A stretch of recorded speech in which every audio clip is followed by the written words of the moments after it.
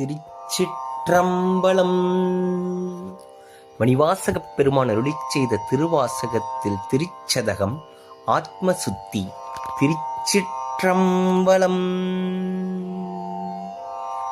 புகுவதாவதும் போதரவில்லதும் பொன்னகர் புக போதற்கு உகுவதாவதும் எந்த எம்பிரான் என்னை ஆண்டவன் கழற்கண்பு